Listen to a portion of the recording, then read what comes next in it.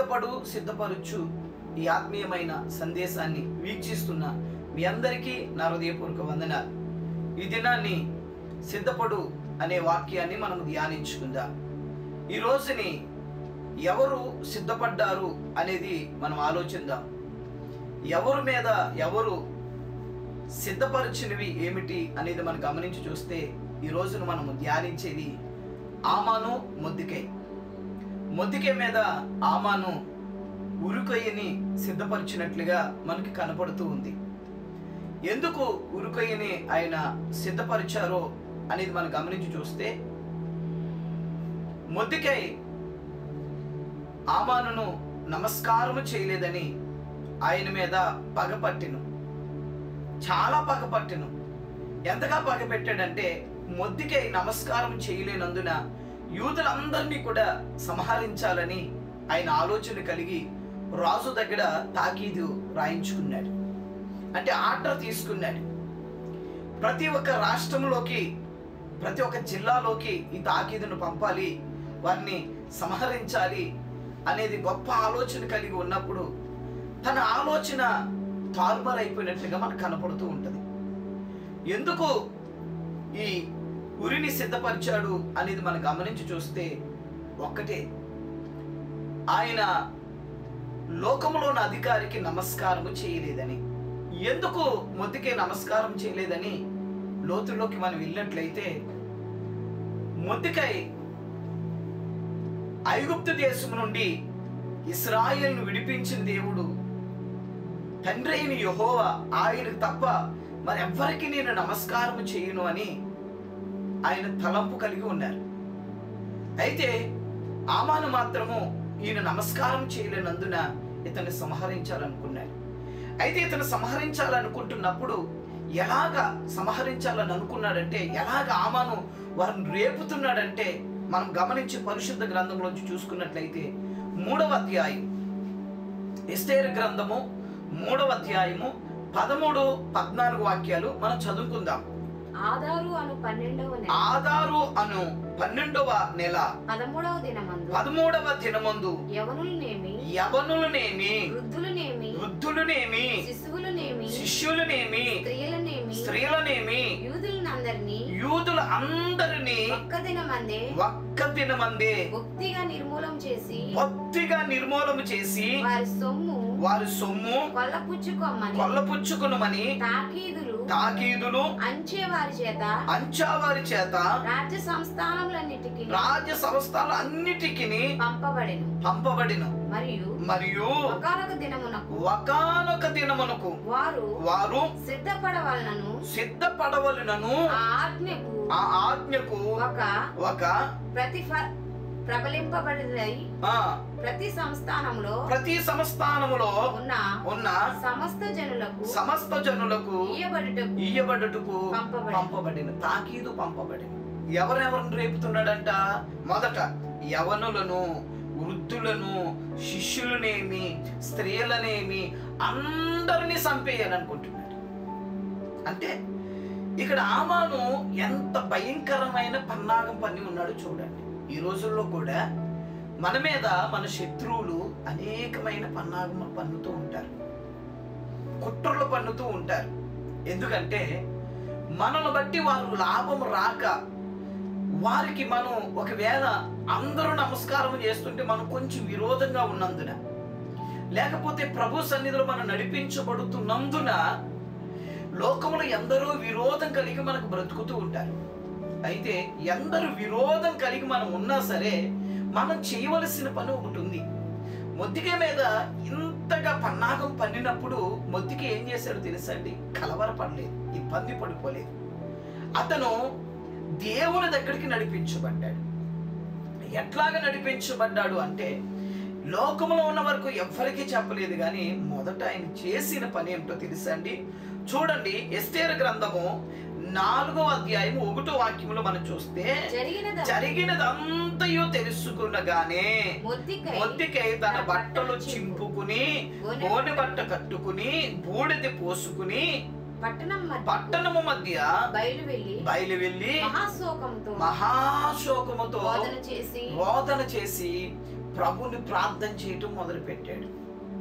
తన బాధ, తన దుఃఖం అంతా కూడా దేవునికి చెప్పాడు. మనకి కూడా చాలా భయం పుడుతూ ఉంటుంది అప్పుడప్పుడు. లోకంలో అనేకమైన కుయుత్తులు, అనేకమైన కుట్రలు మనల్ని నాశనం చేయాలని, మనల్ని పాడు చేయాలని, ఆ ప్రాంతం నుంచి పంపించేయాలని, లేకపోతే ఆ ఇంటిలో నుంచి పంపించేయాలని చాలా విధంగా కుట్రలు పండుతూ ఉంటారు. అయితే మనము ఈ కుట్రలో మనము కూడా కుట్రలు చేయవలసిన పని లేదు. ప్రార్థన చేయటం మన వంతు. ఒక రోజునే ఒక కుటుంబం మీదకి మరొక కుటుంబము చాలా ఉగ్ర రూపం చూపిస్తూ వారిని నాశనం చేయాలని, వారిని చంపేయాలని అనుకుంటున్నప్పుడు నేను ఆ సంఘానికి కాపరిగా ఉంటూ ఉన్నప్పుడు ఆ కుటుంబం వచ్చి నాతో చెప్పింది, ఏమండి ఆ కుటుంబం మామూలు కుటుంబం కాదండి, వారు అనుకున్నది చేస్తారండి, వారు ఏదైతే ఆలోచించారో దాన్ని నెరవేరుస్తారండి, మా పని అయిపోయిందండి, ఎక్కడైనా కాసు కొట్టేస్తారండి, చంపేస్తారండి అని చెప్పేవారు వాళ్ళు. అప్పుడు నేను వారితో చెప్పాను, ప్రభు యందు విశ్వాసం ఉంచండి, రండి కలిసి ప్రార్థన చేద్దాం అని చెప్పాను. ఎప్పుడైతే ఆ మాటకి వారు లోబడి దేవుని సన్నిధిలో ప్రార్థన చేశామో, ఎలాగైతే దేవుని సన్నిధిలో ప్రార్థన చేశామో, దేవుడు మబ్బు విడిపోయినట్లుగా సమస్యను విడగొట్టేశాడండి. సమస్య తొలగిపోయిందండి, సమస్య క్లియర్ అయిపోయిందండి. వారి బాధ, వారి కష్టం అంతా కూడా తొలగిపోయింది. ఎప్పుడు? దేవుని సన్నిధిలో ప్రార్థన చేయగా. ప్రార్థన అండి సమస్త కీడు నుండి మనం తప్పిస్తారు, సమస్త బాధ నుండి తప్పిస్తారు. కాబట్టి వాక్యం అంటుంది, ఈ గోనె బట్టి కట్టుకుని ఏం చేశాడు మొర్దెకై? ప్రార్థన చేశాడు. మనం ఇంకనూ గమనించి చూసినట్లయితే ఎస్తేరు గారు కూడా ఉపవాసం ఉండి ప్రార్థన చేశారు. ఎస్తేరు గారే కాదు, తన దగ్గర ఉన్న పనికత్తెలను కూడా ఉపవాసం ఉండి ప్రార్థన చేయించారు. ఈ ప్రార్థన ఎంత గొప్ప కార్యం జరిగించిందో తెలుసా అండి? యూదులు అందరి నిమిత్తంగా కూడా ఎస్తేరు గారు ప్రార్థన ఎట్లా చేశారో మనం గమనిద్దాం. చూడండి, ఎస్తేరు గ్రంథము 4వ అధ్యాయము 16వ వాక్యము.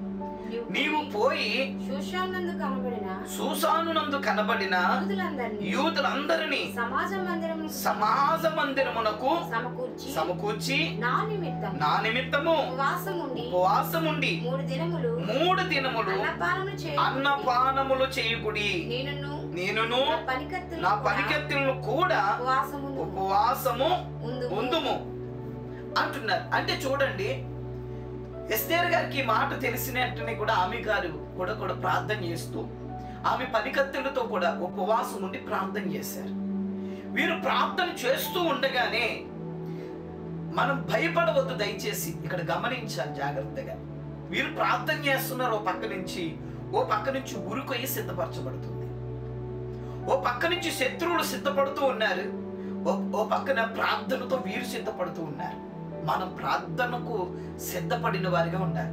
ప్రతి సమస్యకి ప్రార్థన సిద్ధపాటు ఉంటే ఎట్లాంటి శత్రువులు ఏ విధంగా సిద్ధపడినా సరే దానిని ప్రభు జయించి శత్రువుల ఎదుట మనల్ని విజయోత్సవంతో ఊరేగించగలిగిన దేవుడు. మొర్దెకై జీవితంలో కూడా ఇదే జరిగింది కదా. చూడండి, పరిశుద్ధ వాక్యంలో మనం గమనించి చూసినట్లయితే 5వ అధ్యాయం, ఎస్తేరు గ్రంథము 5వ అధ్యాయం 14వ వాక్యం. అతని భార్య అయిన జెరుషాను అతని స్నేహితులు అందరూ 50 మూరల ఎత్తు అంటండి. ఒకసారి ఆలోచించు, ఒక ఉరుకొయ్య చేయించుము. 50 మూరలు అంటే ఎంత ఎత్తు అండి? ఆలోచించండి. మూర అంటే అడుగున్నర, 50 మూరలు అంటే 75 అడుగులు ఎత్తిగలిగిన, అంటే ఆ ప్రాంతంలో ఒక పెద్దది అందరికి కనపడినట్లుగా ఉరుకైని సిద్ధపరిచారంట. సిద్ధపరచుడి, దాని మీద మొర్దెకై ఉరితీయింపబడినట్లు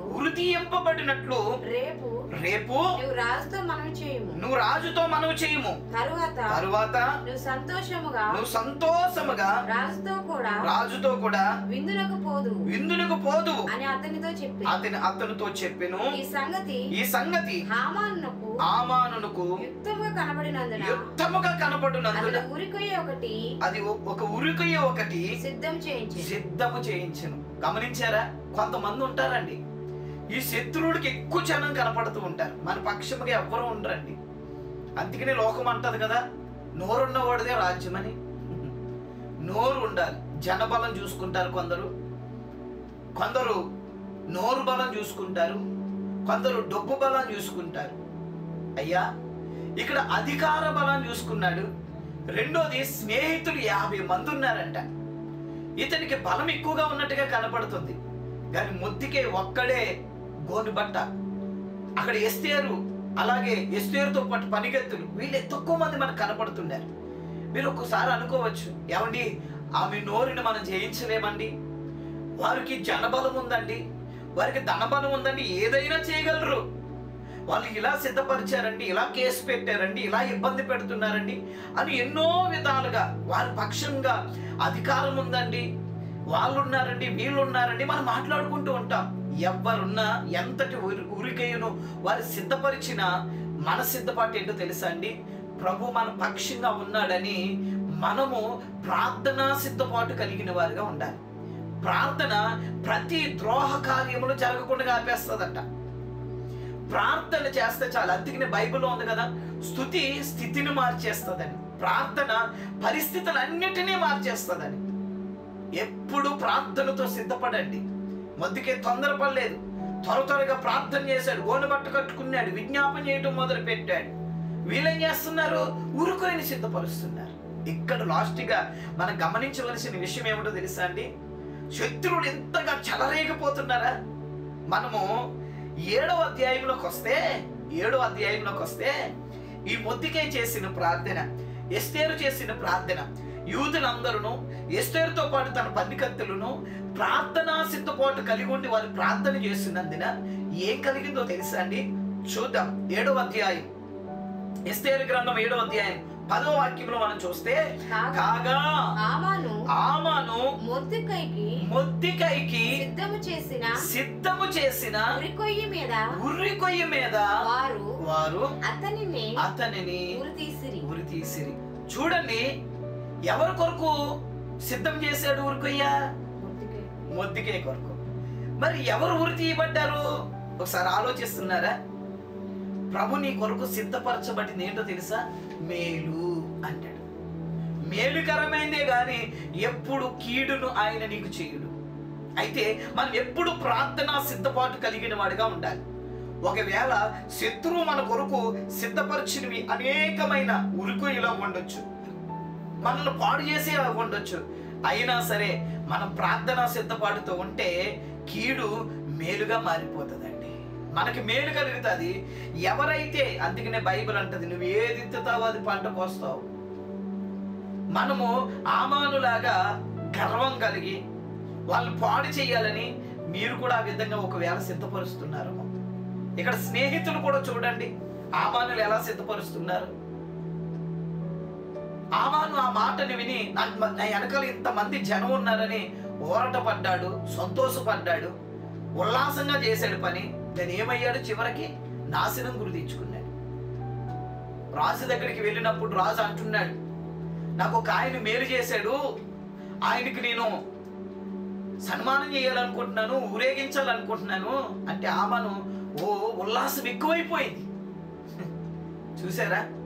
మొద్దికైకి ఉరిశిక్ష వేయాలనుకున్నాడు, కానీ ఇక్కడ ఏం చెప్తుంది? 7వ అధ్యాయంలో 10వ వాక్యంలో, కాగా హామాను మొద్దికైకి సిద్ధము చేసిన ఉరికొయ్య మీద వారు అతనిని ఉరివేసిరి.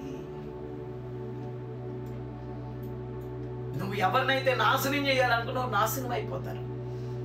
మనం ఎవరిని నాశనం చేయటానికి ఇష్టపడద్దు, ప్రతి ఒక్కరిని బాగు చేయటానికి సిద్ధపడదాం.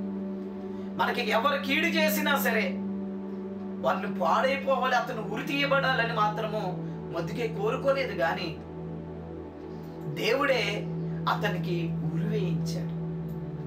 అందుకని మనం చేయవలసిన పని ఏంటంటే ప్రార్థన మాత్రం చేయాలి. నా ప్రియమైన దైవ జనాంగమా, నువ్వు ప్రభు ఎదుట ప్రార్థనా సిద్ధపాటు కలిగి లేకపోతే దుష్టుడు కూడా సిద్ధపడి ఉన్నాడంట, ఎవరిని మిరింగుదునా అని.